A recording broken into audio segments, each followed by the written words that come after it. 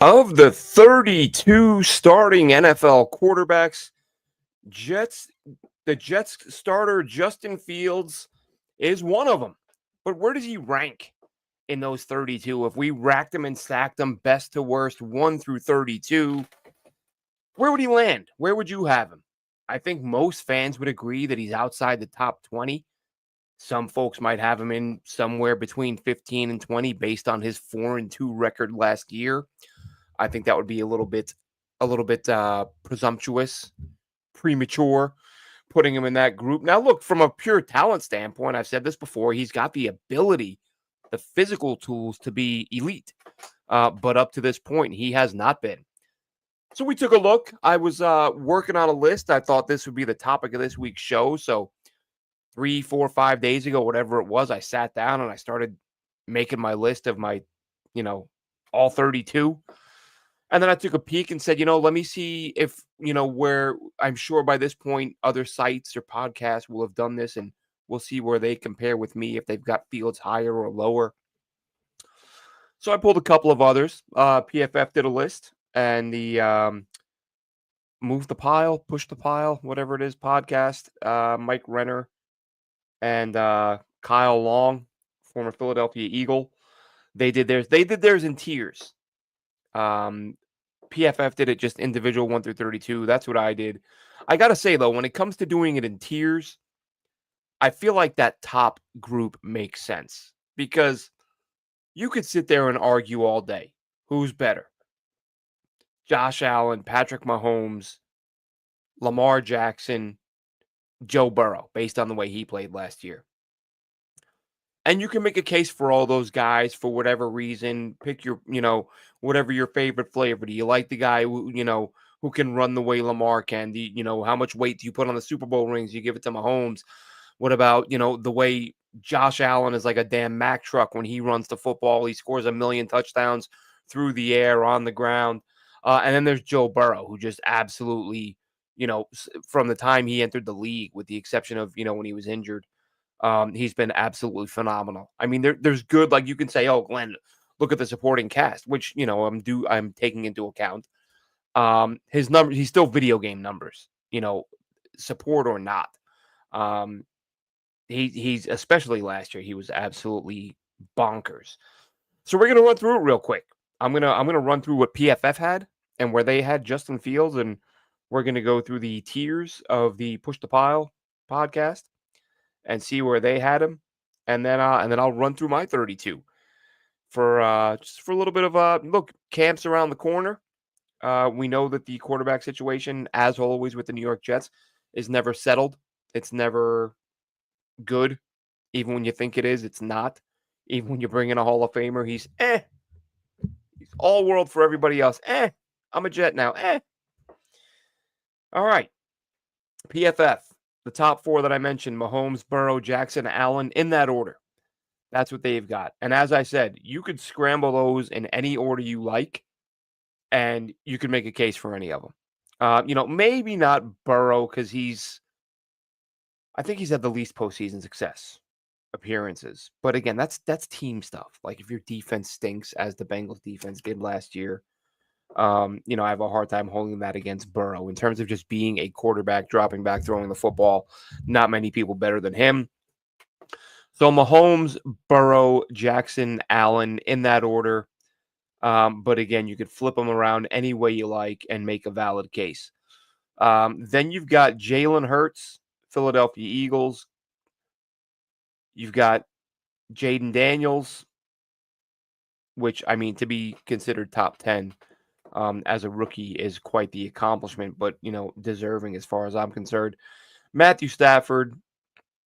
From Stafford, you got Herbert, Goff, Geno Smith. I felt like that was a little bit high for Geno. Brock Purdy, what a story that guy is, Mr. Irrelevant. Jordan Love, Baker Mayfield, CJ Stroud, Kyler Murray, Trevor Lawrence. Murray is 15, so Trevor Lawrence is the midway point at 16. So these guys, per PFF, are the bottom half of the league quarterbacks. It doesn't necessarily mean they're bad. I mean, look, Dak Prescott, listen, everyone outside of Texas Well, I shouldn't say that. Dallas has a massive following.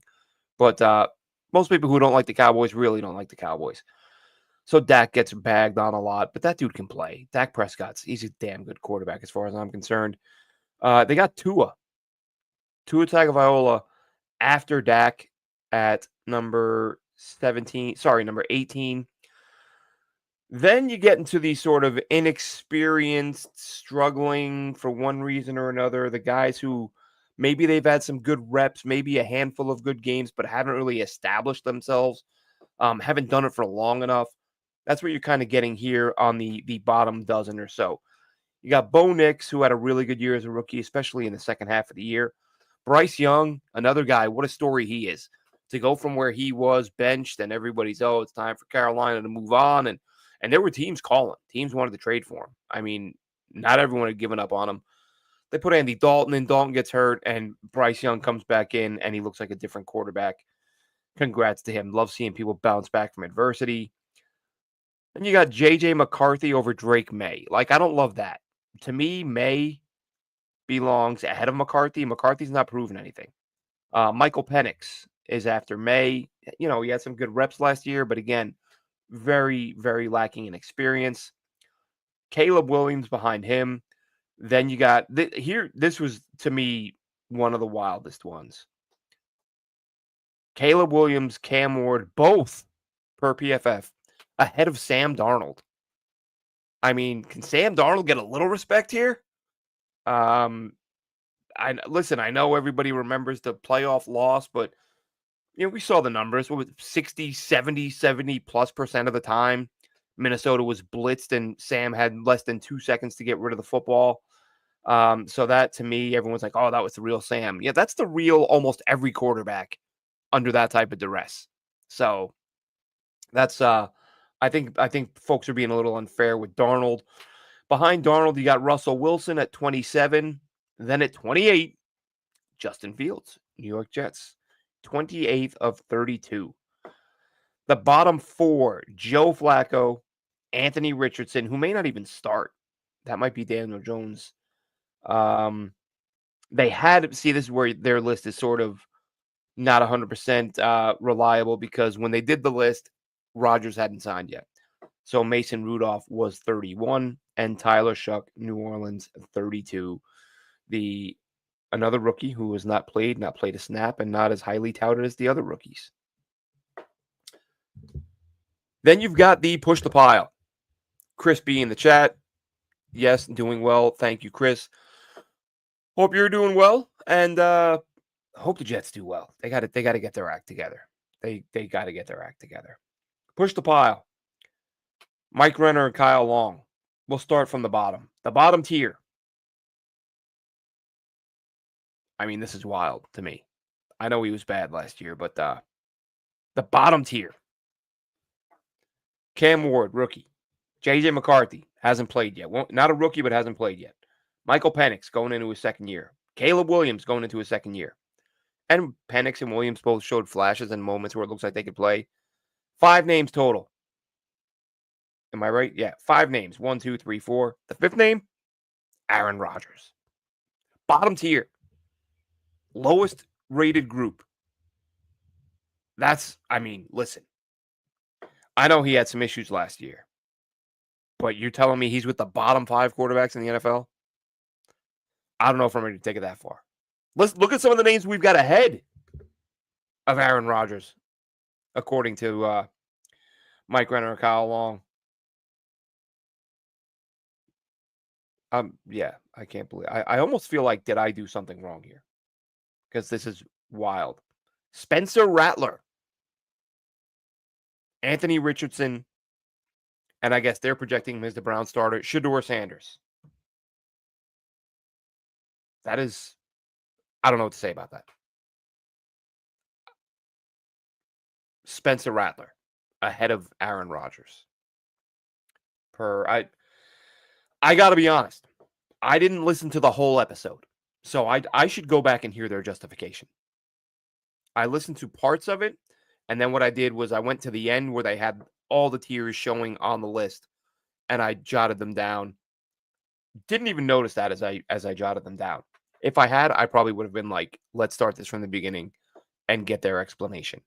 So I'll do that. I'm actually going to go back and listen to that now and see what their explanation is. Why you would have Spencer Rattler above Aaron Rodgers. That's wild. The tier above that, tier 5, they did 7 tiers. So 2 tiers from the bottom, only 3 names. Again, the Sam Darnold disrespect. Sam Darnold, Russ Wilson, who's washed. I think we all agree he's washed. And Justin Fields. That's where they've got him. And is that too low? I don't know if too low. Like, I feel like Darnold belongs ahead of Fields, but Fields belongs ahead of Russ Wilson. I mean, I say he's washed, but let's be honest. Mike Tomlin, future Hall of Fame head coach, benched Fields for Russell Wilson. And you can say it didn't work out in the playoffs, which is fine. They just ran into a much better team. But during the season, Pittsburgh, same. I think they were 1 game better.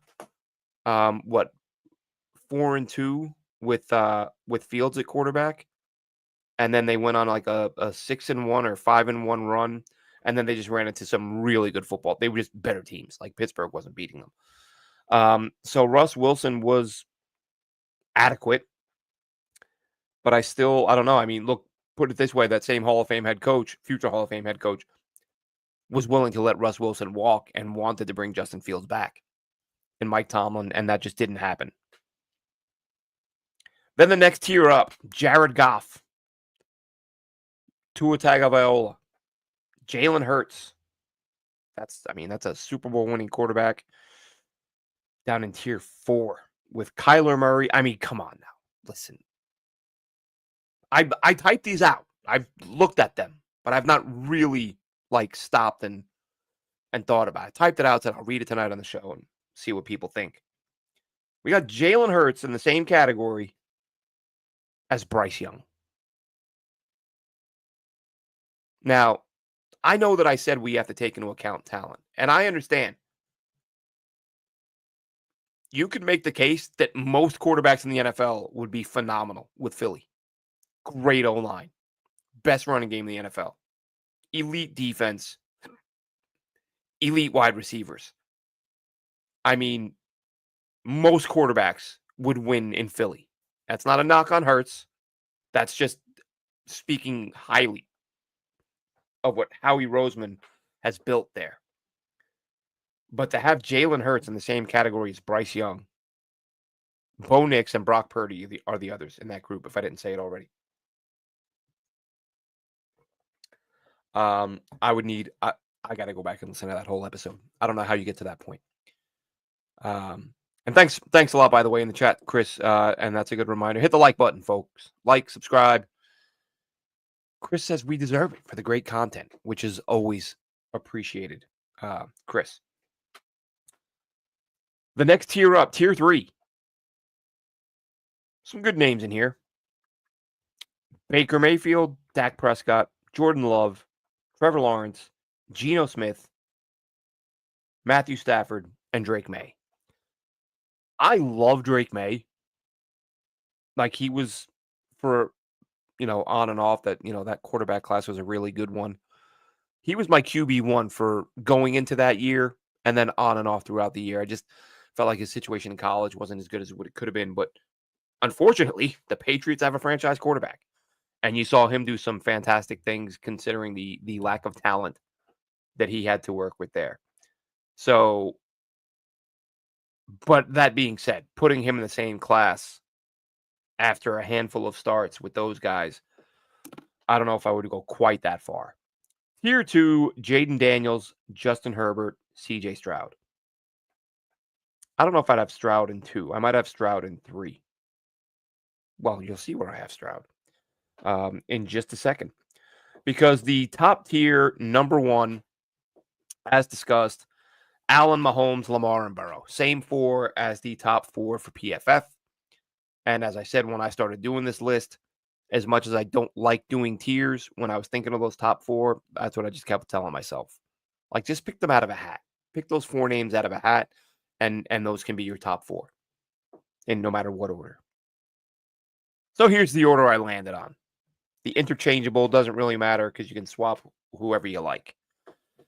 I put Patrick Mahomes 1 because he's got the history in the rings. And I know people say, oh, he's more of a game manager now. They're not running that offense the way they used to. He's doing what Andy Reid is asking him to do. You could, no matter what Andy Reid asks him to do, he can do it. He can make every throw. He can throw the ball a million yards down the field. Doesn't crack under pressure. Super competitive, really good runner. Mahomes, he's QB1. I don't care about the style of play Kansas City has asked him to play over the last year or two. Number 2, Lamar Jackson. I went with Lamar because he's the more explosive runner than Josh Allen. 0 to 60, much easier. But again, get mad at me all you like. If you want to say Josh Allen belongs over him, okay. I'm fine with I have no qualms with that. And then Burrow is 4 for me. Top 4. Anyone, any fan, anyone who watches football, if they're doing this list, those have to be your top 4. I mean, you could make a case for Jaden Daniels, I think. For what he did as a rookie, he's my 5. And that's high. I don't think anyone else had him that high. No. Okay, PFF had him 6. And he was in tier 2 for the push to pile guys. So Daniels is my 5. Hurts is my 6. He's got the Super Bowl ring. And I'll tell you what, my 7, I think I have him higher than, well, he could have been 7. My 7, and I put this on the forums at JetNation. If I didn't say it already, most active Jets message board on the web, JetNation.com. Log in, join the forums, talk football. Talk Jets football, talk NFL football. But as you know, the focus is on the Jets, but you're welcome to bring up any subject you like. I started a thread the other day, and I said, Baker Mayfield, where does he land? Is he a top 5 quarterback? Is he top 10? For my money, he is absolutely top 10 and knocking on the door of top 5. That dude threw 41 touchdown passes last year and for 4,500 yards, I believe. Baker can ball. By the time that class, the year he came out, that crazy class with Darnold and Allen and Baker, by the end of it, he was my QB1. I flip-flopped a lot. Glenn, I looked at your old tweets. You had Josh Rosen QB1. I think I did at one point. But I mean, honestly, there was so much talk about that class, so much hype about that class. I'm watching. The only guy I didn't really watch much of was Lamar. Because the consensus, you got to think back now. This was at a time when I didn't have the time to watch college prospects like I do now. It was a lot tougher. I was, still working, still in the military. Was I? God, time goes fast. Anyway, I didn't have nearly the time that I do now. Now I watch a million prospects. Back then it was a lot of highlight reels with a handful of full games mixed in. So Lamar was like the consensus. Every expert was telling me Lamar was not a top 10 guy. So the Jets were picking very early, so I was focusing on which guy might it be. If all the experts are right, it's not going to be Lamar. I like Lamar based on what I did see, but I was focusing on Rosen, Mayfield, Darnold. Watched a little bit of Allen. Allen and Lamar, I didn't watch much of, as much as I should have. But Baker, by the end of it, was my guy. And I guess to be fair,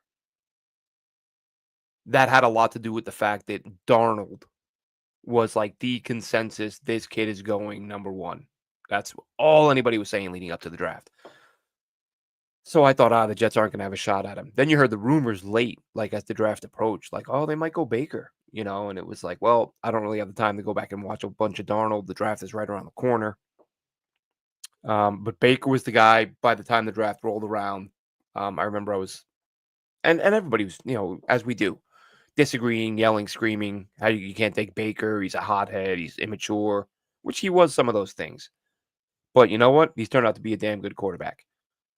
So he's my 7 behind Jalen Hurts. Matthew Stafford 8. Jared Goff 9. Justin Herbert 10. Jordan Love 11. And even in this tier, even as you look at these guys, if you were to say to me, Love belongs over Herbert, like, and Goff knock him down a couple spots. It's, maybe Goff, you're looking at the system because, let's face it, Detroit just ran a system where just dudes everywhere running wide open. And that's what Goff played. I mean, you can't knock him for it. It's not his fault. But if I could see someone making that argument, and I wouldn't have any very strong objections. We said Jordan Love 11, Brock Purdy 12, Dak 13. I got Stroud behind Dak, and then Geno behind him. And then I got Darnold. I didn't even realize that. The two former Jets, Geno Smith and Sam Darnold, I have them back-to-back as middle-of-the-pack guys, 15 and 16. I mean, hey, at least I'm not putting Darnold 26 like PFF did. Trevor Lawrence, 17. Trevor Lawrence at times has looked much better than Darnold, but he's just been so inconsistent. And to be honest, I didn't watch a ton of him last year, but I'm not far off. PFF has him at 16. I have him at 17. Seems PFF and I agree on 18, the 18th best quarterback, Tua.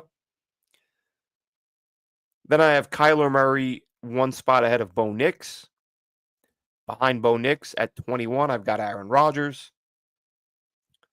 Behind Aaron Rodgers, and this is where you're getting into guys who are unproven. Even though they're high ceiling, they haven't really played enough for me to say, yeah, this guy is higher than this. For example, the reason I say that, Drake May. I've got Drake May 22, but I could see Drake May within a couple of years being top 10. I would absolutely start a franchise with that guy. I've got Bryce Young right behind him, even though Bryce Young did play much better late in the year down the stretch. I just feel like May was able to do more with less experience and considering the talent around him. And like I said, I just think May's going to be a beast. Behind Bryce Young, I've got Michael Penix.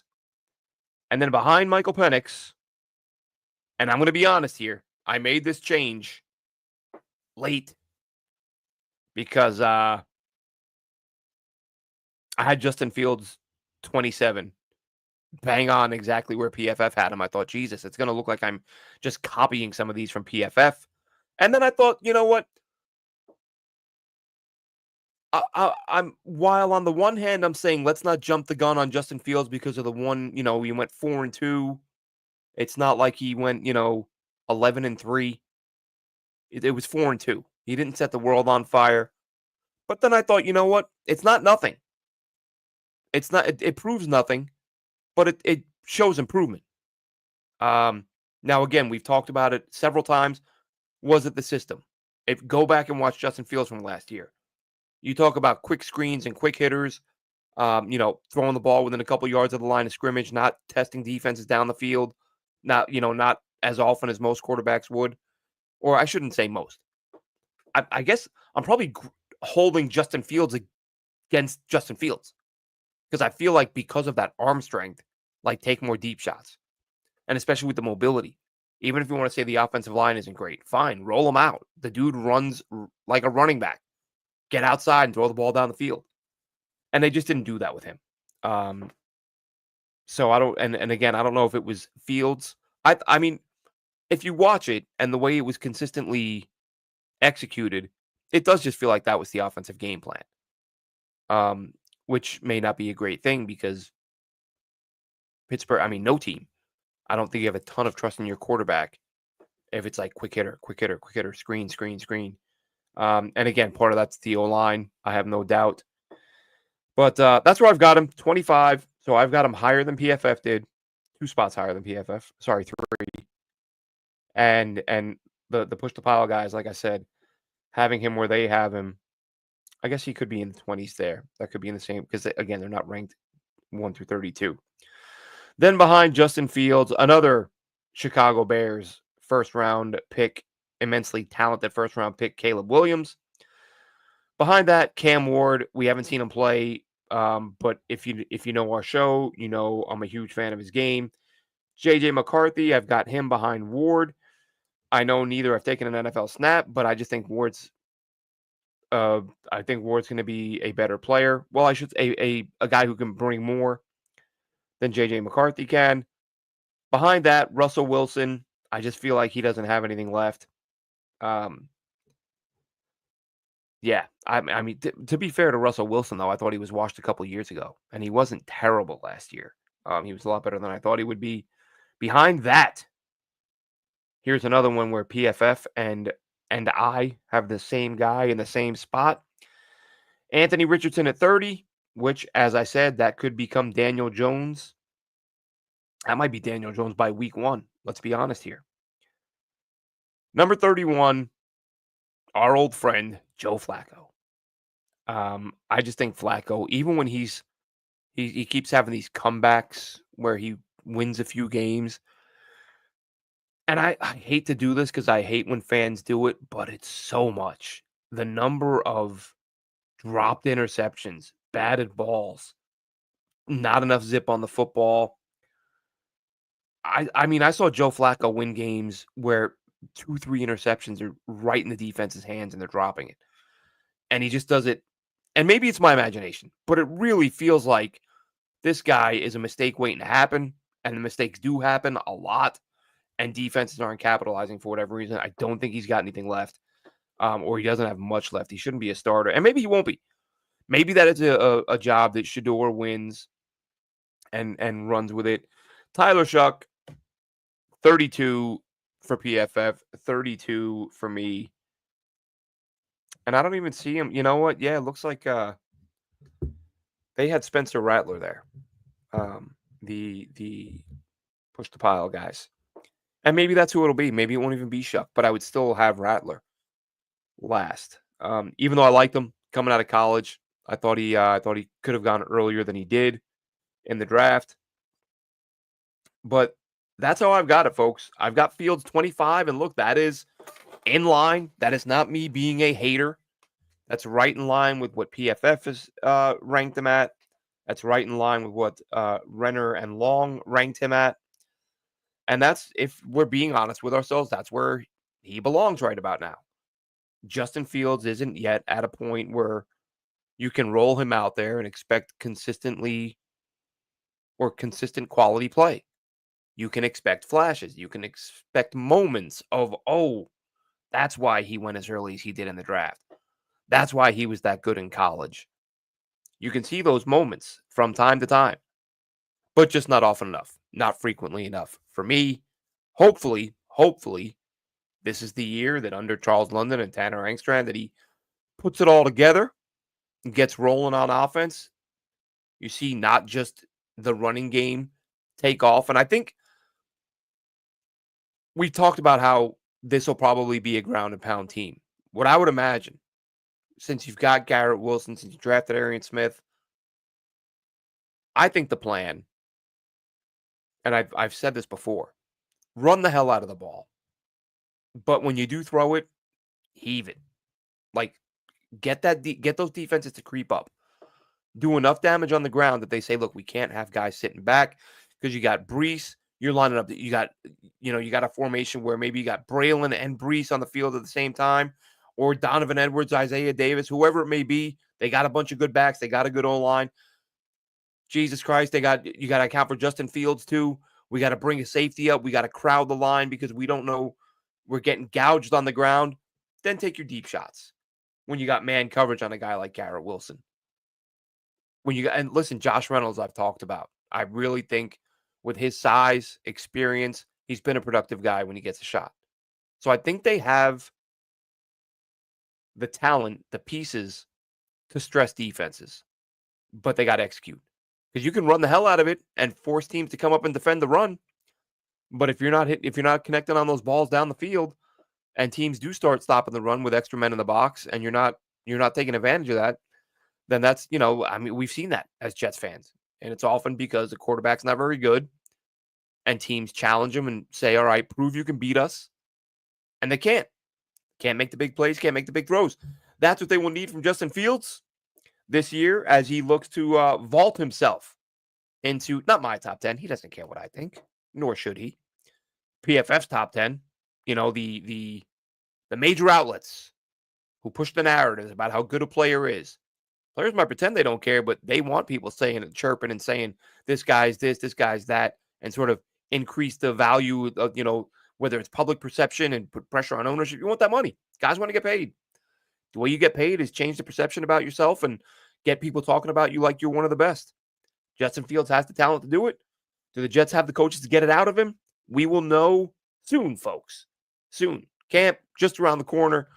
I was hoping to fly out this year. I will not be flying out this year. Family plans changed. I'm literally going on vacation. I think the day camp starts.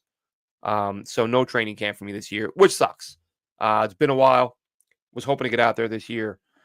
Maybe next year. Hopefully the Senior Bowl in Mobile this year. But that's down the road. Football season's coming. Training camp just around the corner. Have a good one, Jets fans.